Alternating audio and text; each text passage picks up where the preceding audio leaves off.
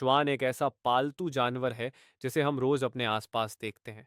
अक्सर लोग उसे सिर्फ एक आवारा या साधारण पशु समझ लेते हैं, लेकिन हमारी भारतीय संस्कृति और पौराणिक कथाओं में श्वान का स्थान बेहद खास और सम्मानजनक माना गया है। पुराणों के अनुसार श्वान भगवान भैरव का वाहन है।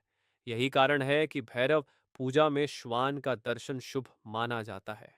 देश के कई भैरव मंदिरों में आज भी श्वान को प्रसाद खिलाने की परंपरा निभाई जाती है।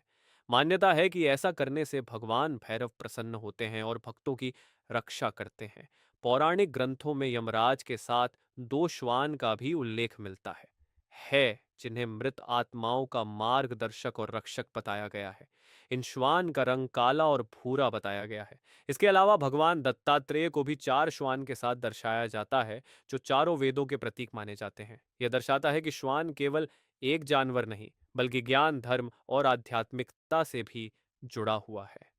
ज्योतिष शास्त्र में श्वान को केतु ग्रह से जोड़ा गया है।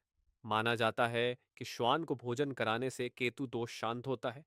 धर्म ग्रंथों में यह भी कहा गया है कि श्वान को रोटी या भोजन देने से पितृदोष कम होता है, राहु केतु का प्रभाव शांत होता है और घर की नकारात्मक ऊर्जा दूर होती है।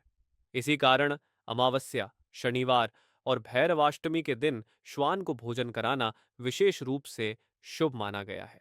रामायण के उत्तरकांड में एक बेहद प्रेरणादायक कथा मिलती है। एक दिन लक्ष्मण जी ने महल के बाहर एक घायल श्वान को देखा, जो भगवान राम से न्याय की गुहार लगा रहा था। श्वान ने बताया कि बिना किसी दोष के एक ब्राह्मण ने उसे पीटा है। दरबार में कई लोग ब्राह्मण को दंड देने के खिलाफ थे, लेकिन भगवान राम ने यह सिखाया कि न्याय सबके लिए समान होता है। उन्होंने श्वान की बात सुनी और उसे न्याय दिलाया। महाभारत में भी श्वान की निष्ठा और धर्म का सुंदर उदाहरण मिलता है। जब युधिष्ठिर स्वर्ग के लिए प्रस्थान कर रहे थे, तो एक श्वान भी उनके साथ चलता रहा। जब यमराज ने श्वान को स्वर्ग में आने से रोका, तो युधिष्ठिर ने स्वर्ग का त्याग करना स्वीकार कर लिया, लेकिन अपने साथी श्वान को छोड़ना नहीं। अंत में वह श्वान स्वयं धर्मराज के रूप में प्रकट हुआ,